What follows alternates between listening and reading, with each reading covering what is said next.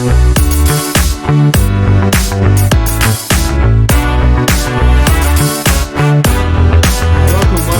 again to Hampton Roads Real Estate Network. I am Ryan Ponseti with eXp Realty. Today, I am super excited to speak with my partner, client, and good friend, Jorge Neyra, owner of local real estate company Bells Homez here in Virginia Beach. Jorge, thanks for hopping on with me today. Appreciate you, Ryan. Happy to be here, man. What's going on, everyone? Awesome. So today we are going to be talking about creative financing, always a hot topic in real estate. So Jorge, I know you have spent a lot of time educating yourself and doing deals in this space. So I'm really excited to talk to you more about these strategies in depth. So first, let's just start off with, creative financing. Let's define it a little bit. What is creative financing? Yeah, Ryan. So, really good question, right? Like creative financing is something that it's, gotten some buzz lately. So the short answer really is it's just another way to structure a deal, right? So I think like a lot of investors will, you talk to homeowners and kind of offer them, a cash offer. So with creative financing, it's just another means to structure a deal, right? So that's pretty much all it means. Okay.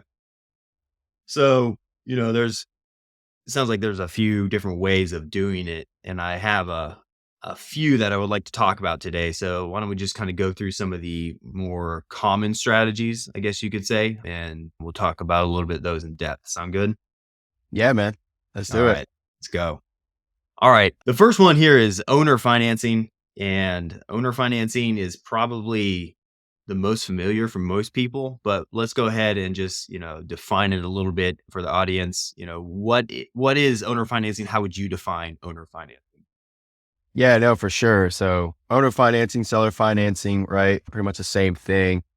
That's probably like the simplest form of creative financing, right? So to give an example, let's just say that a homeowner owns their home outright, right? And they are selling the house and they come across an investor like myself.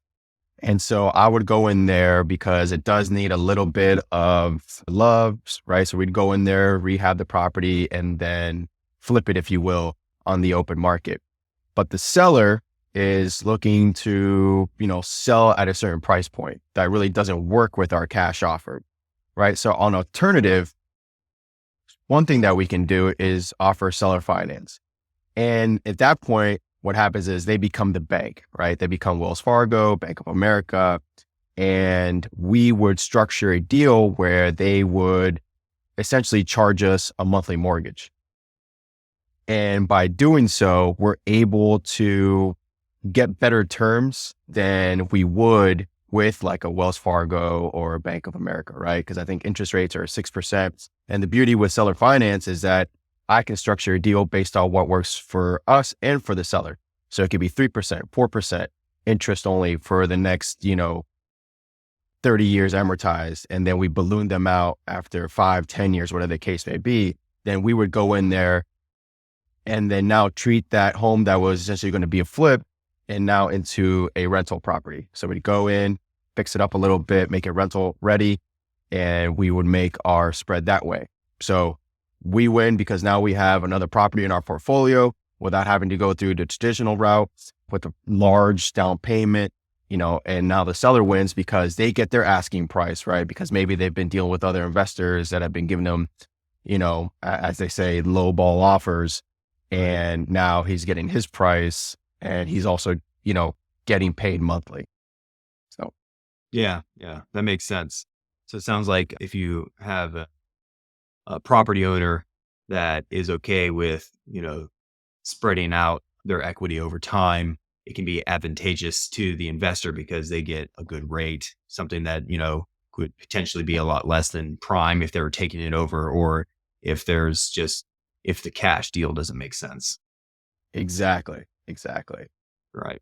Well, so what would be some of the key things to be aware of for both, the seller and the investor when you're doing an owner finance? Yeah, no, great question, Ryan. So at the end of the day, it just needs to make sense for both parties, right? So the seller needs to be comfortable with the terms that are agreed upon and vice versa, right? The investor needs to make sure that, you know, the terms make sense to them so that they can go ahead and make their money if they're going to turn it into a rental. So key things to be aware of is just making sure that, the seller understands what it is that they're getting into, the deal's underwritten properly. And, you go into title company, everything must be run through title, make sure that it's, properly structured, because the last thing you want to do is, not default on the loan that you have with the seller, right? And then you kind of turn into a legal battle. So you want to make sure that you can actually perform, right? So as an investor, Right. you have your responsibility to the seller, and it's not something you just want to structure just because, right? Understand that you are needing to perform. You can make those payments monthly, and essentially the responsibility of the home falls on you, right? So make sure that before you enter into anything, you're, willing and able to actually perform and execute against the terms that you've agreed on with the seller. Super important. Right. Yeah, of course. So I'm going to switch gears a little bit to subject two, which is sort of similar to owner financing, but it does differ in a lot of key ways. So why don't you go ahead and let us know what is a subject to? How does that work? All those things. Yeah. So subject to, honestly, man, is like my favorite creative tool. It's one of those things where if you structure it properly, it's a win-win for both the seller and the buyer, right? And what I love about subject to is that, you know, let's just say that the seller is looking to sell their home, right? Their circumstances Right. changed and, they need to sell their home because they're moving, right? Here in the Hampton Roads area, there's a lot of military. So they're always, deploying and needing to obviously move Yeah. but they don't want to A become lot sooner than they're landlords. ready. Right. Exactly. Right. But they don't want to become landlords. But unfortunately, they bought their house, a year ago and they don't have enough equity. So they try their luck on the open market, right? They list it on the MLS, but they need to sell for, higher than what it's truly worth. Right. So then it will sit on market for days on end. And now they're starting to feel like the pressure of, oh my God, this house isn't really going to sell. Like, what other options are there?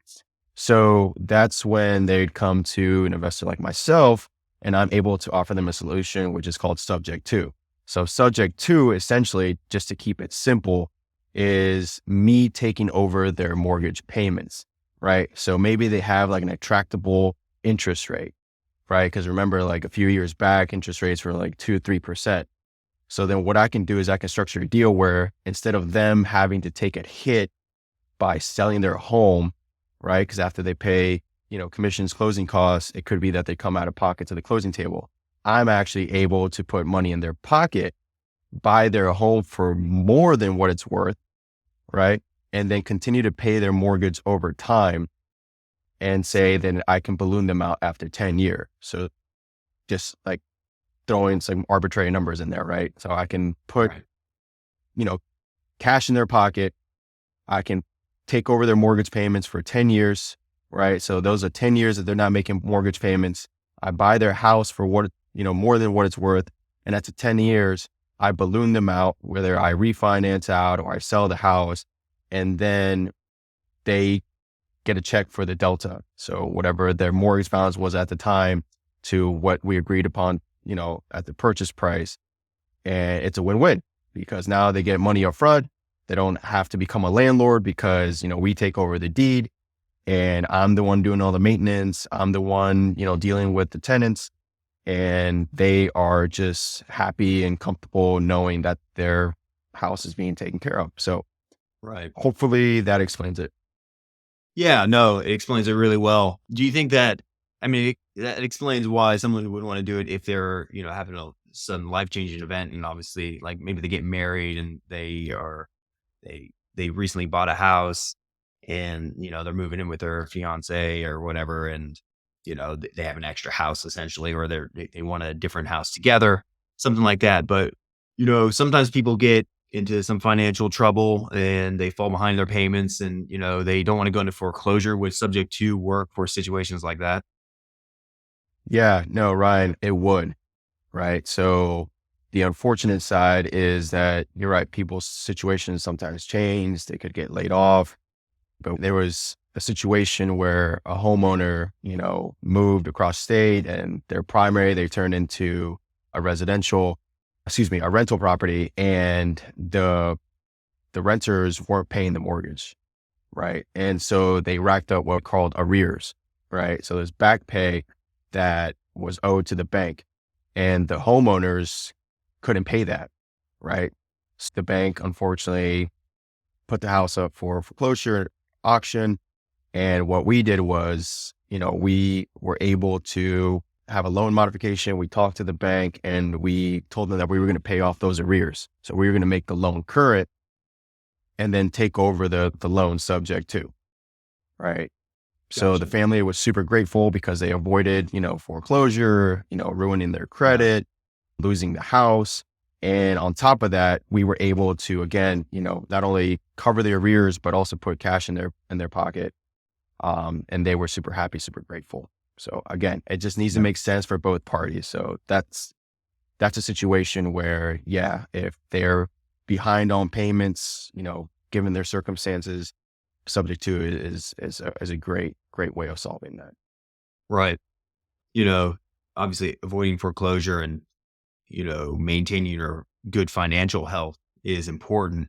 Kind of on that subject, I know that in subject twos, the investor is taking over the title of the property and taking ownership and possession of the property, but the mortgage actually is staying in the owner's name, right?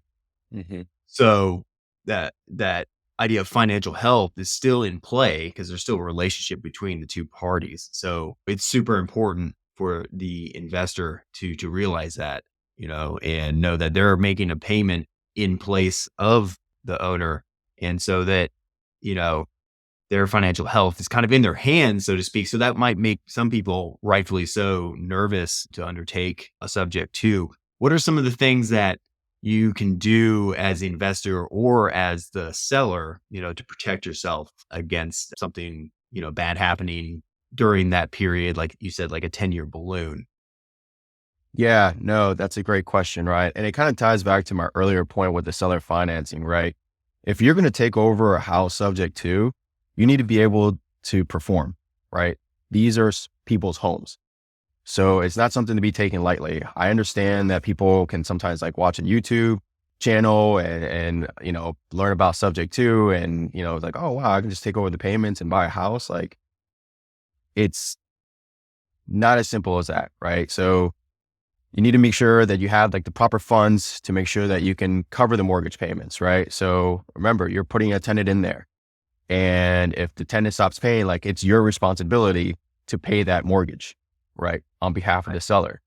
So make sure that if you can, then move forward. But if you can't, then make sure that you just kind of back away from the deal. So first and foremost, before you even think about subject to, make sure that you actually have the funds to cover a mortgage. It's like buying any other house, right? So our primary house, we have a responsibility to pay our mortgage to the bank, right? And maybe my situation changes where I move and now my primary now turns into a rental. So now the tenant is responsible for paying me the rent, which in turn I then pay the mortgage. But if they stop paying, it's still my responsibility to pay that mortgage, right? Wells Fargo is not going to come after my tenant. They're going to come after me. So make sure that you have that responsibility to the seller, right?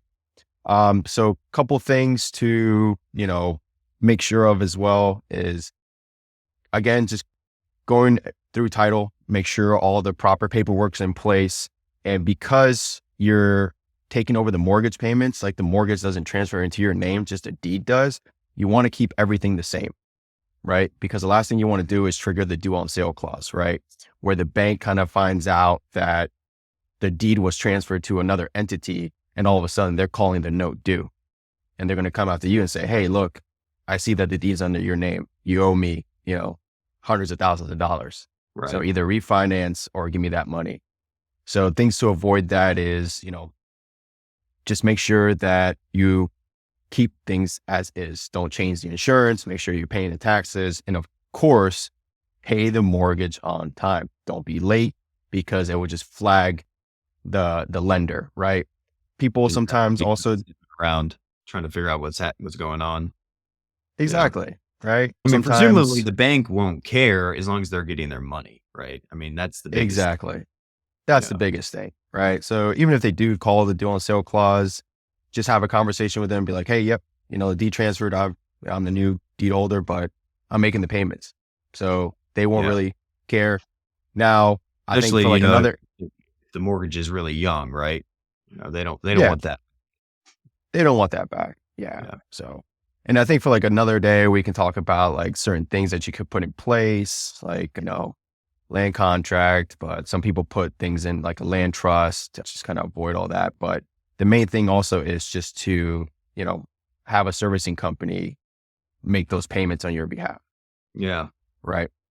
Yeah, I mean, one real quick question I think that most people would have Mm. is when you buy a house traditionally through a bank and you don't make the payments, they foreclose on you. So what happens in a subject to deal if the person taking over your payments doesn't pay, right? That's probably Yeah. going to be a chief concern for most people. Yeah, no, absolutely. I mean, myself as an investor, right? When I buy property subject to, the intent is to put a renter in there so that I can obviously make my spread on the mortgage and the rents. So whenever I undertake a deal, I need to make sure that I'm able to perform, right? Like I was alluding to earlier. But let's just say that I get abducted by aliens, right? That's actually something that Pace Morby says, and I love it. It's just a great example because it's one of those things that homeowners always ask me. It's like, well, what happens if you default? And I say, well, in the unlikely chance that I get abducted by aliens, what we do is put in the agreement a performance deed, right? So if I'm unable to perform, the deed just transfers back to you, right? So Right. it's just another way to mitigate the risk. Cool. And the best part is all those payments that I've made, you keep, right? So let's just say that after 2 years, I get abducted by aliens. That's 2 years that I've paid off your mortgage plus the money up front that I may have given you. Yeah.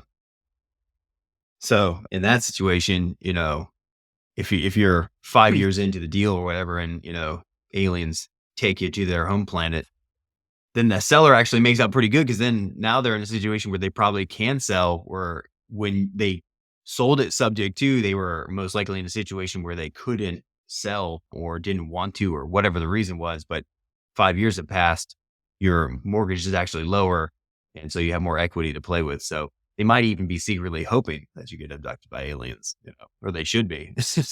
That's right.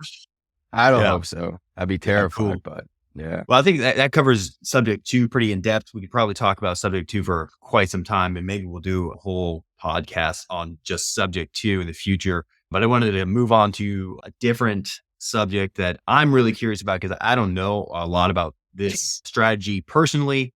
It's called wraps. So just dive right in there. What is a wrap? Yeah. I mean, so essentially, we just kind of discussed subject to, right? Where I buy the home subject to from the seller. Now the deed transfers over to me. Well, let's just say that I don't want to be a landlord, right? So I don't want to put a tenant in there. What I can then do is owner finance that house over to someone else, right? So let's just say that there's an individual or family, that has the capital to actually purchase a home, but their credit score isn't really up to, typical banking standards, right? So they don't qualify. Typically, they want like a 580 or a 600. Someone who went through, foreclosure or bankruptcy recently, then they have a certain waiting period, right? So it'd be kind of for those people who can't get a traditional loan. Exactly. Exactly right. So then what I can do is, I want to offer them the opportunity to be a homeowner, right? So then I owner finance that house to them. So now we structure terms, where it's like, okay, well, this is going to be the down payment and this is going to be your monthly mortgage payment. And you can balloon me out 5, 10, whatever years, that we agree upon. So now I have the original agreement with the seller, right? Those are my terms. And then now I have additional terms, owner finance with another entity. So it's a lot, right? And Right. that's really more so for like experienced investors. Mhm. But again, it's just another tool within creative financing that you can do. Gotcha. So it sounds like someone would do a wrap on the buy side because they can't qualify for a loan. And then it's just another potential exit strategy for the investor, to do a wrap like that. Yeah, yeah. So like investors, we need to have multiple exit strategies, right? And this is just one of them. So instead of putting a renter in there, I can actually put a homeowner, right? And just like anything, if they default and don't pay me, then I keep the down payment, right? Because now the agreement was broken and Mhm. all the payments that they've made to me, you know, that again, they default on all that, right? So Right. I'm making the original terms current because again, that's my responsibility. And then I have to deal with the new homeowner that I am owner financing to. Gotcha. What would you say are the top, you know, key things that you need to keep in mind when you're doing a wrap? So key things is one, I think that you need to be an investor for a long time, right? I would recommend that if you do a subject to deal, that, your finances are in order, right? That you can actually perform on the agreement that you had with the original homeowner and then put a long-term tenant in there first and foremost. And then as you've been doing more and more deals, right? And whether it's seller finance, subject to, or even if you just have like a traditional renter in there, get comfortable managing your rentals before you ever even consider a wrap, right? Because there's just too many parties involved. Right. So like putting a traditional renter in there, you want to check, credit history, criminal backgrounds. You want to do a full background on the individual, Right. to make sure that they can actually, you know, pay the mortgage. Right. But It sounds like if you're stacking creative strategies just on top of each other like that, you don't want one piece coming out or else the whole thing could kind of crumble down. yeah, exactly. Gotcha. I wanted to talk to you a little bit about another strategy called Novations. This is a super interesting one to me, and I think it's something that gives sellers and investors just like a really powerful tool. So, what is a novation? And let's go ahead and just jump into that. Yeah, Novations is another like creative financing tool that's extremely beneficial for both parties, right? So kind of back to my earlier point where homeowners are, listing their homes or they're just, for sale by owner or whatever the case may be. They have like a certain price point that they want, right? And us as investors, we need to be at a certain price point. So perhaps there's like just too big of a gap, too big of a delta. And one way that we can structure a deal is through novation, where, as you know, Ryan, like as investors, we take out loans, right? Through hard money lenders, through private investors. So regardless of what people are saying out there, I mean, it's a cash transaction, yes, because of the speed, but we have to still carry like holding costs, right? Right. Um, so if we avoid that, then we're able to offer, more money to the homeowner. So a novation comes into play where it's like, okay, look, your house is someone distressed, right? But you don't want to undertake the rehab. You don't want to deal with the contractors, or you just don't have the money to come out of pocket to fix up the property in order to get it to the after repair value, right? So then what we would do is we would partner with the homeowner and say, hey, Ryan, you have this home, you know, as a cash offer, it's $150,000, but you're wanting, $180,000. We're off and I can't get you there. But if I'm able to partner with you where you continue to hold the note and then I go in there and rehab the property, right? Whether, if it's vacant, then at the end, whatever appreciation I create off the resale, that would be my fee. and then you were to get your $180,000 that we agreed upon in the beginning, right? So that's just a way to Right. partner with homeowners so that they're not just taking, that initial cash offer where they're leaving 20, 30, $40,000 on the table. Yeah, that's a really interesting tool to have because I know as a real estate agent, I see homes go for sale on the MLS all the time that are clearly fixer uppers or they're, Yeah. really out of date or something.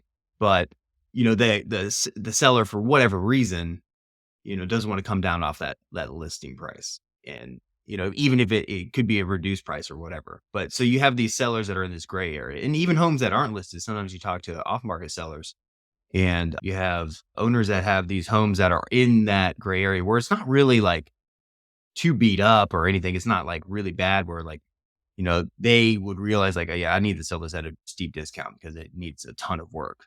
But maybe it's just a little outdated, but Mhm. it's so outdated that they can't get, that top end value for the market that they want.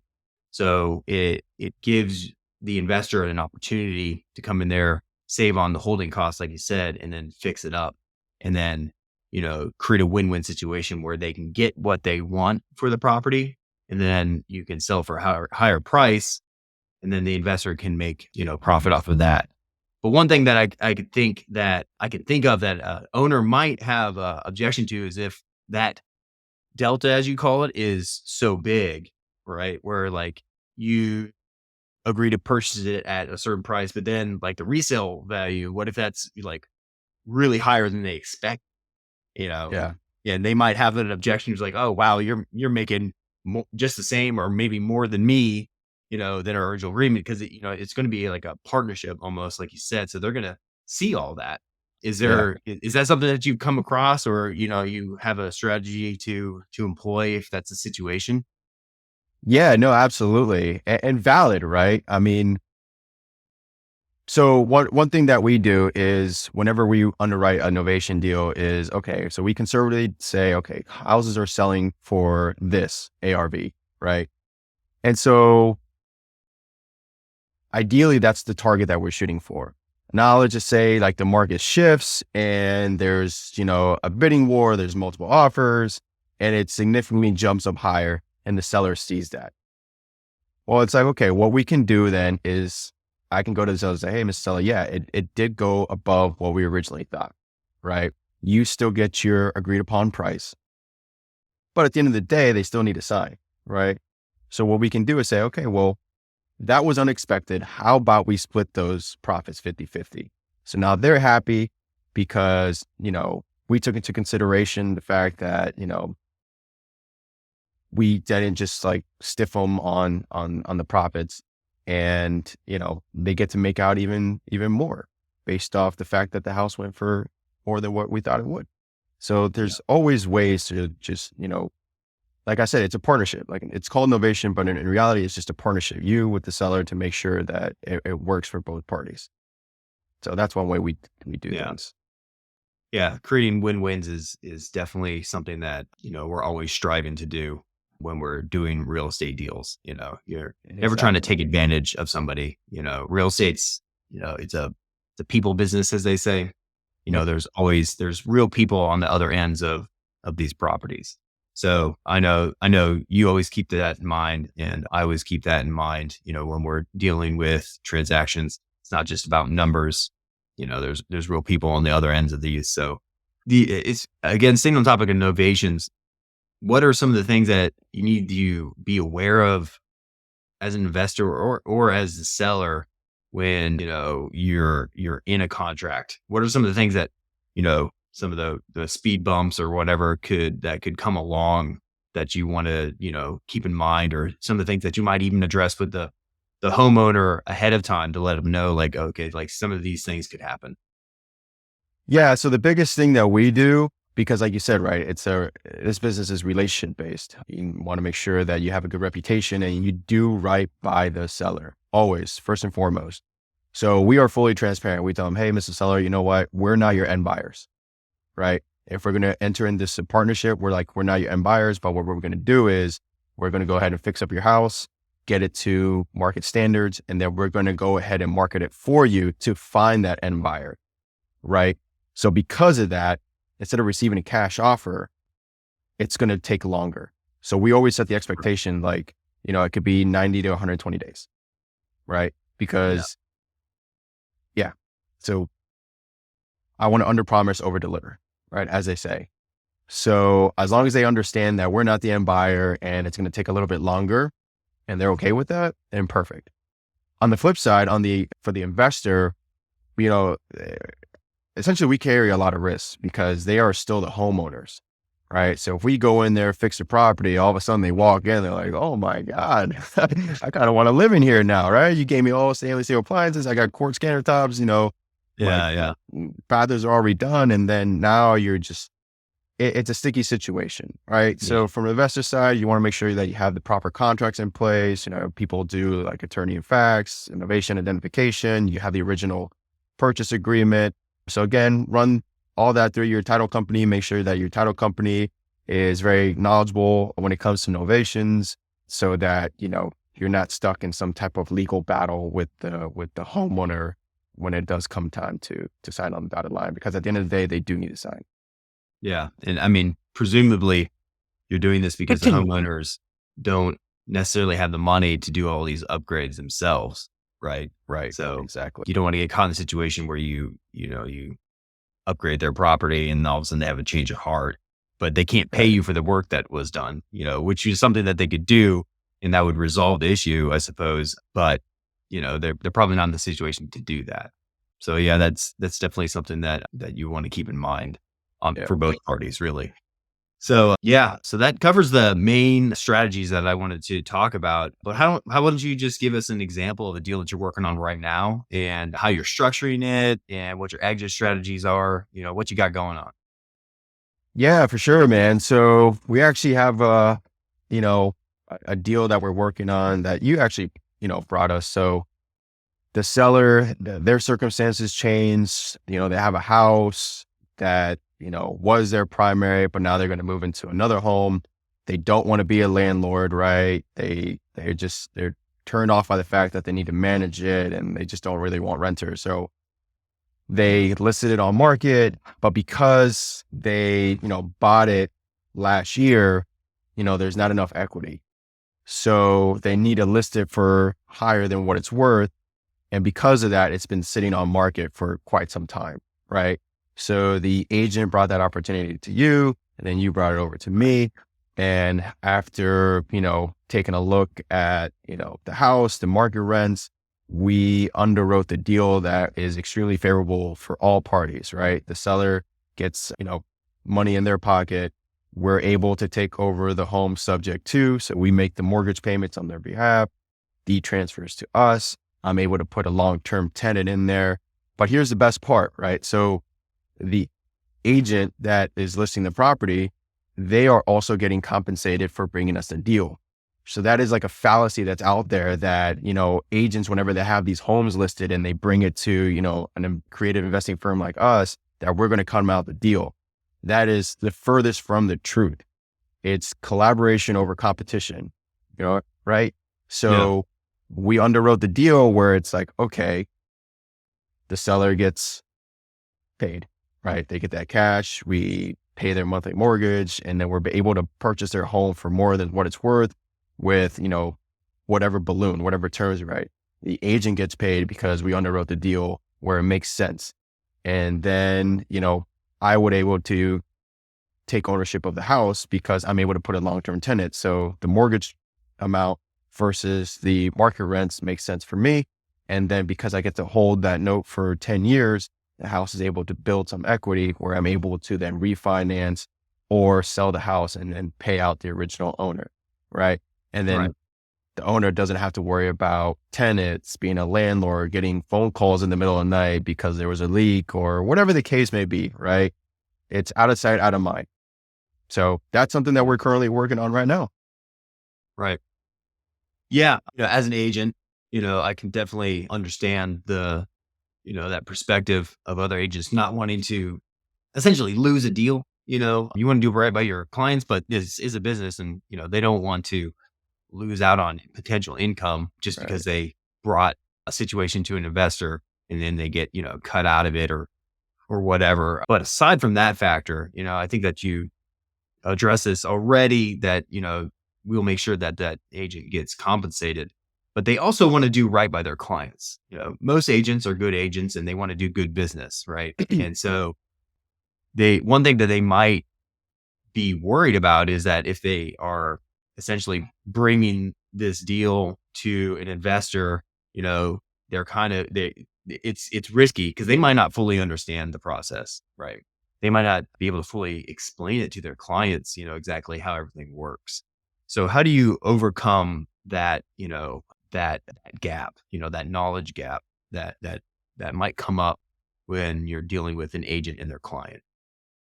Yeah, for sure. So one thing that I like to do is make sure that we get all parties, together so that we can address any and all concerns, right? So there's always going to be a lot of questions. What happens if you default? What happens if the bank calls a note due? You know what I mean? Like what happens to the deed? Do I have to go into a legal battle? Do you foreclose? I mean, these are all valid questions and concerns that the homeowner, should have.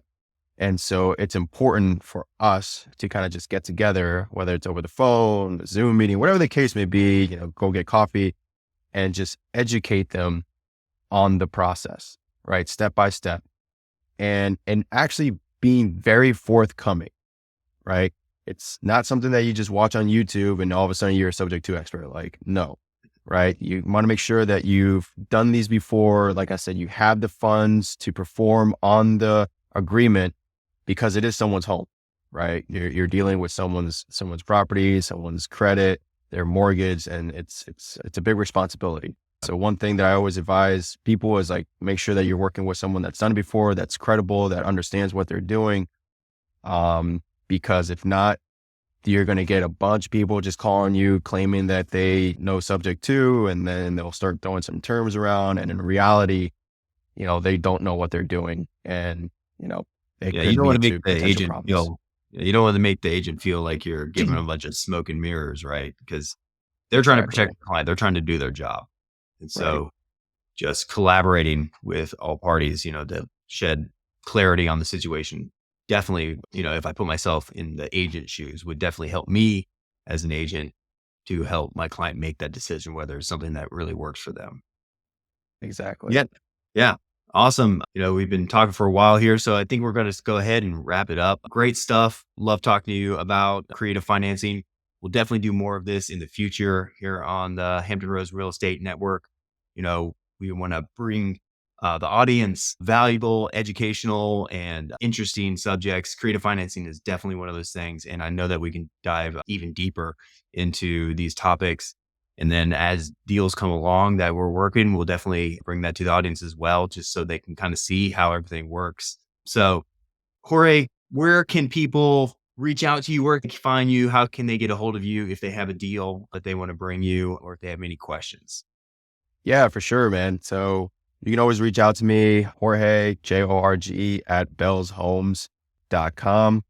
And you can always visit our website, www.bellshomes.com. Homes is spelled with a Z at the end. They can always reach out to you, Ryan, right? Yep, So they can reach out to absolutely. you and then, we can work those deals together. Yep. I'll put that contact information in the links below. So thanks everybody for joining us. And thank you if you stayed to the end of the video. I hope you enjoyed it and found it educational. We will see you out there. Peace.